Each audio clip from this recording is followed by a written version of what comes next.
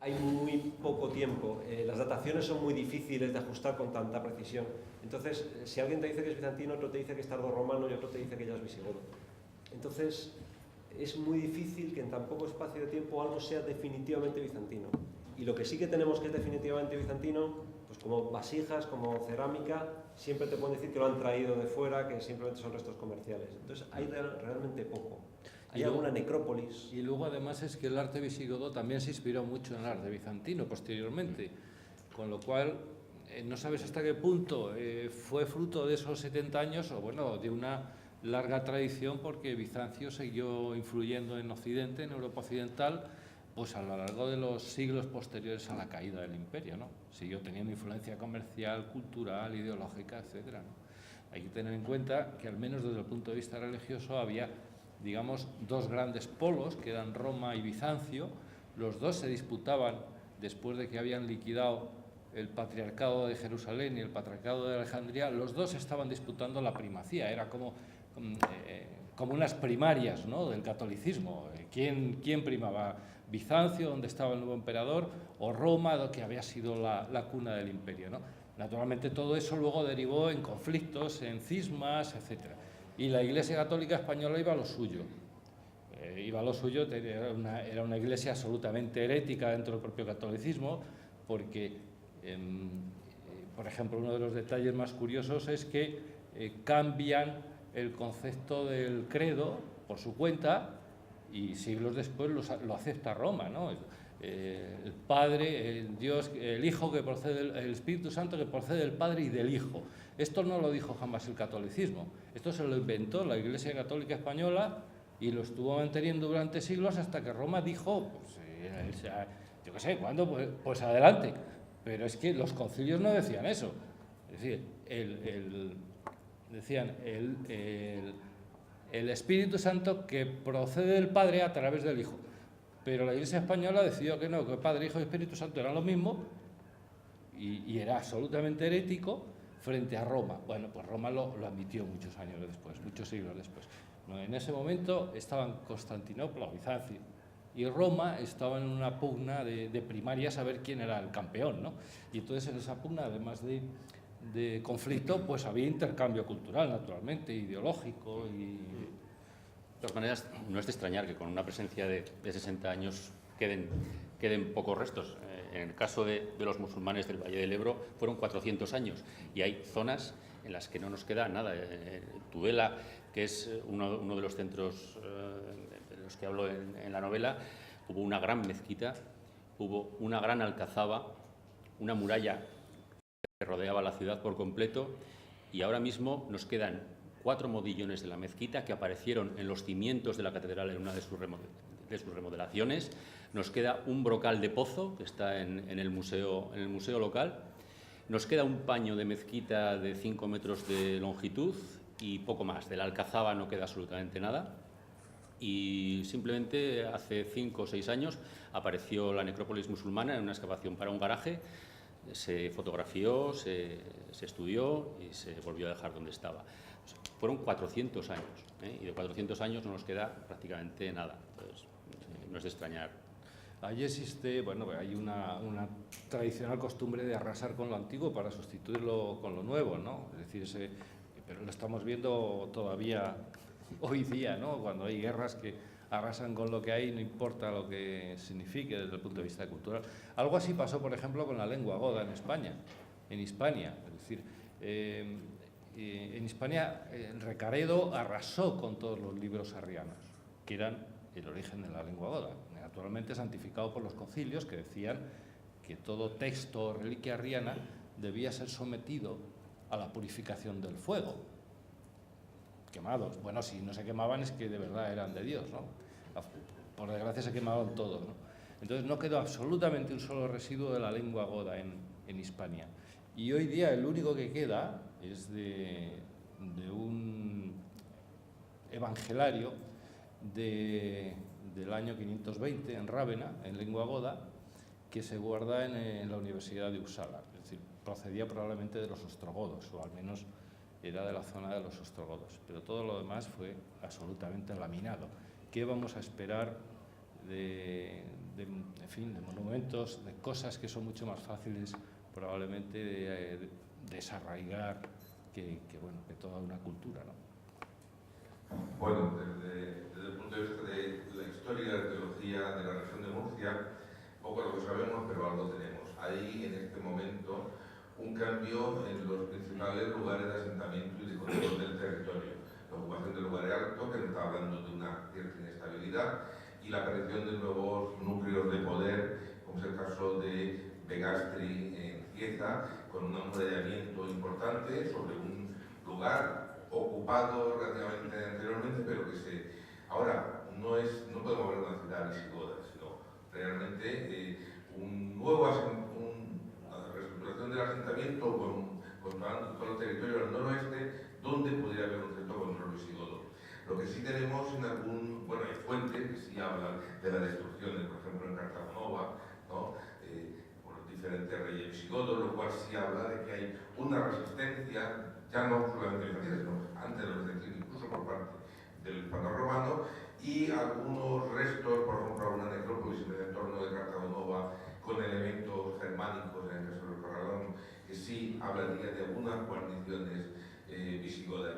En el caso de los bizantinos tenemos dos elementos significativos. El caso de Cartagonova, donde sí se ha podido estudiar en la zona del Teatro Romano, en un momento en que la ciudad se está replegando, se está reduciendo su perímetro defensivo respecto a la Cartagonova romana clásica. En una de esas reestructuraciones se crea una especie de, llamémosle guarnición o lugar para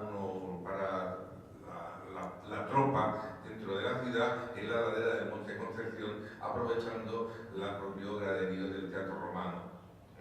Eso sí correspondería a la fecha, corresponde con una inscripción conservada en Cartagena, que es la inscripción de Comenciolo, que describe unas puertas de la ciudad, e incluso en donde se nombra al general Comenciolo mandado para luchar contra los hostes bárbaros, ¿no? O sea que sí. Y luego hay un elemento significativo, el hallazgo de una serie de puestos de guarnición en el hinterland, en el territorio de Cartagonova, en Puerto de la Cadena, en unos lugares que está como controlando la frontera del territorio controlado por esta provincia española, por lo menos en la última época. Hay todo un sistema defensivo a 30 kilómetros de Cartagonova, o de Cartago Espartaria en ese momento, que no se puede entender más que en un momento de conflicto y lucha como la que describe la fuente con bizantino y visigodo. Evidentemente de la arqueología podemos llegar a poco más. Y sacar más conclusiones, evidentemente encontramos objetos, pero también hay que reconocer que Cartago Espartaria es un puerto que cuando hay tranquilidad vuelve a resurgir comercialmente y es importante, y empieza a aparecer elementos egipcios, elementos orientales, y eso no significa que esté Bizancio ocupándolo. O sea, que los objetos también hay que darle ese margen de duda, ¿no? Pero sí está por lo menos una ocupación importante en la zona del Teatro Romano. Gracias. A ver, una pregunta. Gracias. Guillermo, quería preguntarte una cosa.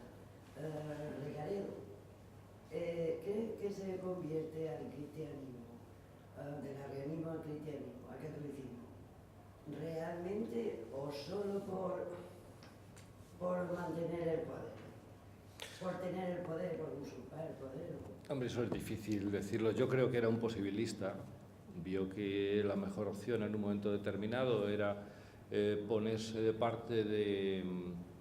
Hay que entender la situación. Es decir, la situación de poder, por decirlo de alguna manera, en Hispania en ese momento estaba por una parte el poder visigodo, que eran la nobleza y de algunos terratenientes, pero que ocupaban determinadas zonas, básicamente lo que eran los campos góticos, que es toda la zona alrededor del Valle del Duero, algo en Cataluña, algunas zonas concretas y sobre todo luego guarniciones en las grandes ciudades, ¿no? Pero lo que era el pueblo, el campo, después de la caída del imperio había el poder o la autoridad moral o incluso hasta legal había quedado en manos de los obispos. Los obispos eran pues prácticamente los grandes herederos de los terratenientes romanos. También había terratenientes romanos, sobre todo herederos de los romanos, sobre todo en la Bética, ¿no? Entonces yo creo que Recaredo, después de las dos guerras civiles que habían vivido los visigodos en los últimos 60 años, y sobre todo la que había vivido con su hermano, peleando contra su propio hermano, que bueno, pues finalmente había terminado con victoria del padre, yo creo que lo que hace es pactar, sencillamente con sus otros oponentes, con los oponentes más fuertes. Pacta, su forma de pactar es yo me convierto a vuestra religión, quiero decir, no me bautizo, porque es falso que se rebautizaran, porque eso era una afrenta para unos y para otros. Cuando se habían bautizado no se iban a estar rebautizando, eran simplemente confirmación. El obispo le ponía la mano en la cabeza y se acabó. Entonces yo me confirmo en vuestra religión, yo os acepto a vosotros como elementos funcionariales importantes y a mí me dais el poder de nombraros y de quitaros. Es decir, Recaredo obtiene el nombramiento, la posibilidad de nombrar y de quitar obispos, y a cambio introduce a los obispos toda la que es la estructura eclesial en la estructura del Estado. Nacionalcatolicismo puro, es lo que hacía Franco hasta cierto punto, salvando las distancias, ¿no? Obtiene los mismos derechos que tenía en este sentido pues los regímenes autoritarios con la Iglesia, y al mismo tiempo les concede una serie de beneficios.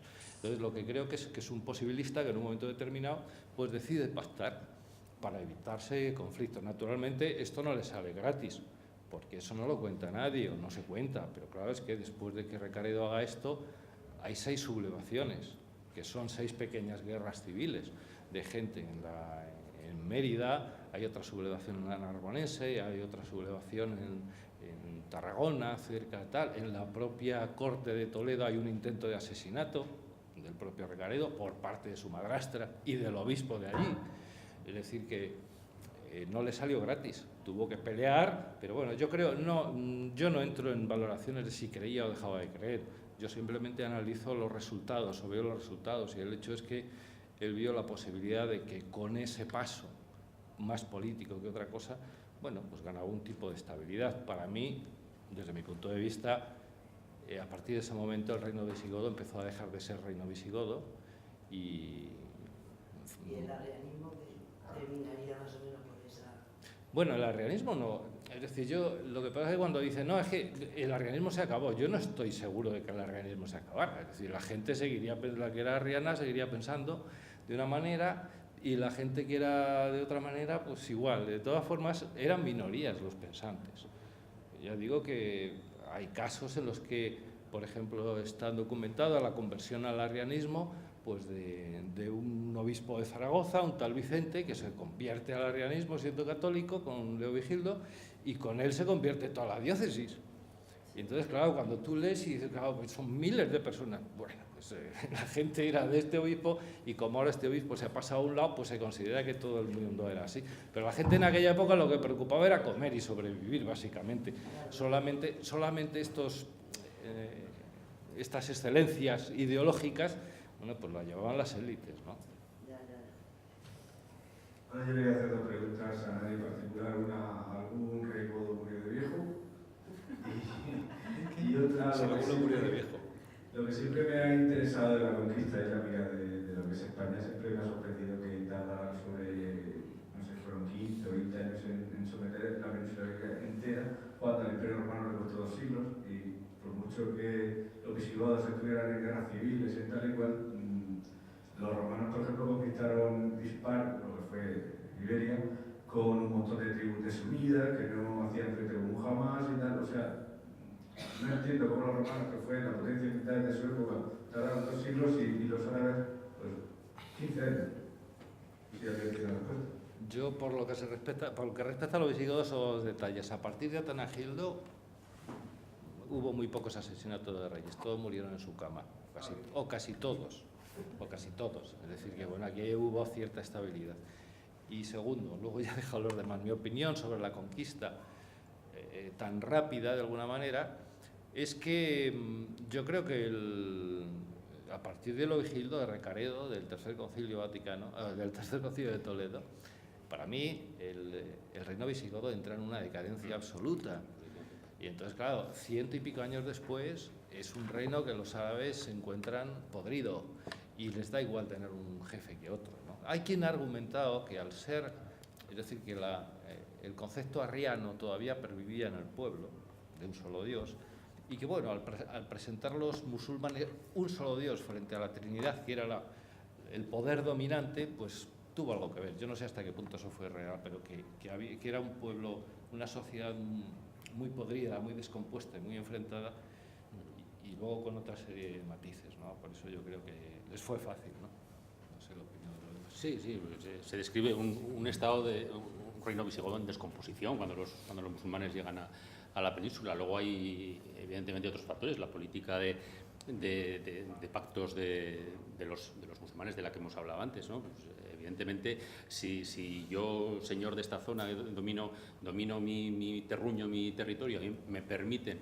seguir controlando ese dominio a cambio de pues, la conversión a su religión y pagarles impuestos, pues me proporcionan autonomía para seguir dominando mi tierra, pues el mal menor, y yo acepto eso y de hecho eso es lo que ocurrió en gran parte de las ciudades conquistadas en la península. Es que es la única manera de explicar un avance de ese tipo, en el que en 3 años se plantan desde el estrecho de Gibraltar en el Ebro.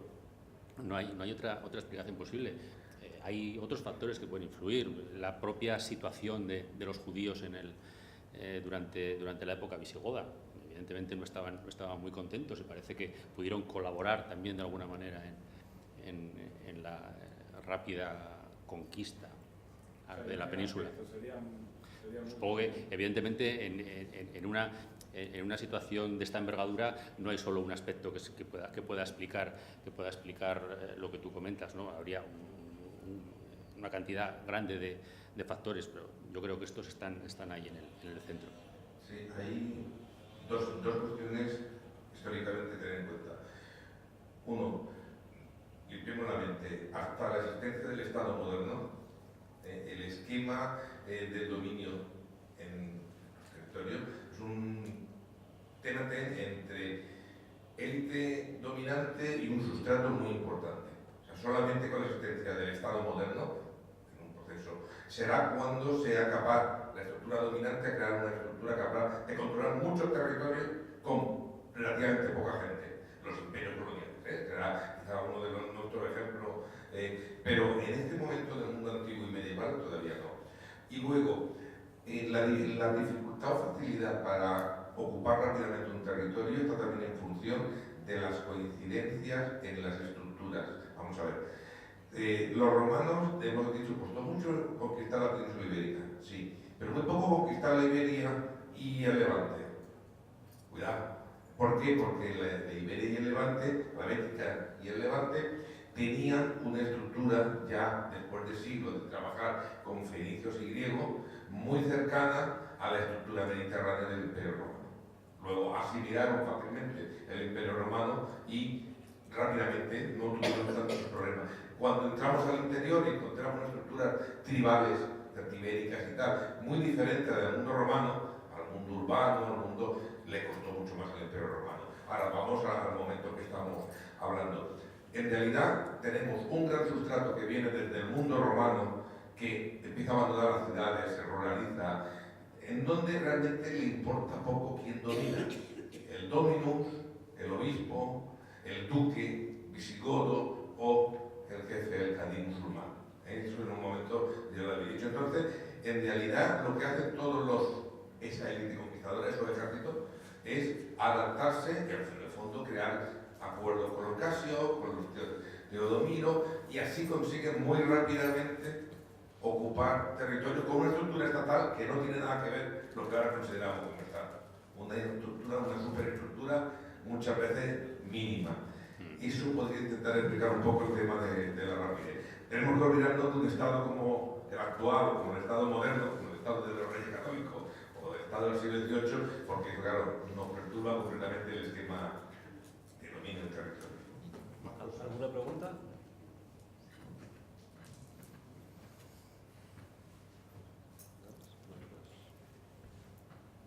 Más. Nos damos por concluido la cámara sesión. Sí. Bueno, si no me importa, quisiera agradeceros a todos vuestra presencia aquí y bueno, en este pequeño foro que intentamos con el libro del Museo Arqueológico que sea lugar de encuentro de los amantes de la novela histórica y seguir un poco pues coincidiendo con las temáticas también que lleva nuestro centro, de hablar un poco de historia, de ficción y de cómo abordáis el tema histórico cuando límite, porque muchas veces los historiadores nos pasa lo mismo. Tenemos que hacer nuestra hipótesis y llegamos al límite de lo que sabemos por las fuentes arqueológicas o históricas y forzamos para intentar entender la realidad. Vosotros la recreáis desde la novela, pero con una fuerte documentación histórica. Muchas gracias a todos y la semana que viene seguimos con nuevos compañeros en esta primera mesa viendo nuevos aspectos del medio.